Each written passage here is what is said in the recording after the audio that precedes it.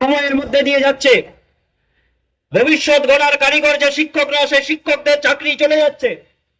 শিক্ষার মেরুদণ্ডকে ভেঙে দেওয়া হচ্ছে। ক্লাসরুমে দাঁড়িয়ে ব্ল্যাকবোর্ডের সামনে ক্লাস নেওয়ার শিক্ষক নেই। ক্লাসরুমে বেঞ্চে বসে থাকা ছাত্র ছাত্রীদের কোনো লোক নেই। ৮,২০৭টা প্রাইমারি স্কুল বন্ধ হয়ে যাচ্ছে। হাই স্কুল বন্ধের তালিকা তৈরি হচ্ছে। দিল্লিতে বসে আর কলকাতার নবান্নতে বসে মাতব্বররা ঠিক করে দিচ্ছে ৩,০০০ জন ছাত্র না থাকলে সরকারি কলেজগুলোকে আদানি আম্বানিদের হাতে বিক্রি করে দেওয়া হবে। এই ঐতিহাসিক মেদিনীপুর কলেজ, যে মেদিনীপুর কলেজের পরদে পরদে ইটে ইটে ছটতে ছটতে স্বাধীনতা সংগ্রামীদের রক্ত লেগে আছে, স্বাধীনতা সংগ্রামীদের লড়াইয়ের স্পর্ধা লেখা আছে। যে কলেজের প্রতিটা ধুলোতে বালিতে বাতাসে এখনো বারুদের গন্ধ ঘুরে বেড়ায়, সেই মেদিনীপুর কলেজকে ওরা মেদিনীপুর কলেজ প্রাইভেট লিমিটেড বানাতে চায়।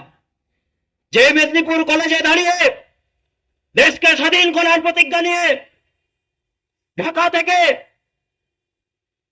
বিপ্লবী দিনেশ মেদিনীপুর কলেজে পড়তে আসে, ছাত্র অবস্থায় থাকা অবস্থায় ২১ বছর বয়সে শহীদের মৃত্যুবরণ করে, সেই মেদিনীপুর কলেজকে আজকে ওরা বেসরকারি হাতে বিক্রি করে দিতে চায়।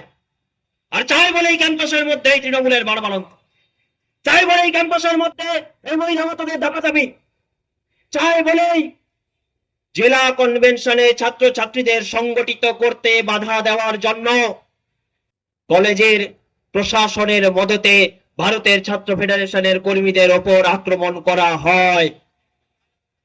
এবং আমরা দেখছি লজ্জাজনক ভাবে যতবার ক্যাম্পাসের মধ্যে সাধারণ ছাত্রছাত্রী সহ ভারতের ছাত্র ফেডারেশনের কর্মীদের উপর আক্রমণ হয়, ততবার নেতার ভাইপোর টেন্ডারে লাগানো কোটি কোটি টাকার সিসিটিভি ক্যামেরাগুলো অকেজো হয়ে যায়, ফুটেজ পাওয়া যায় না।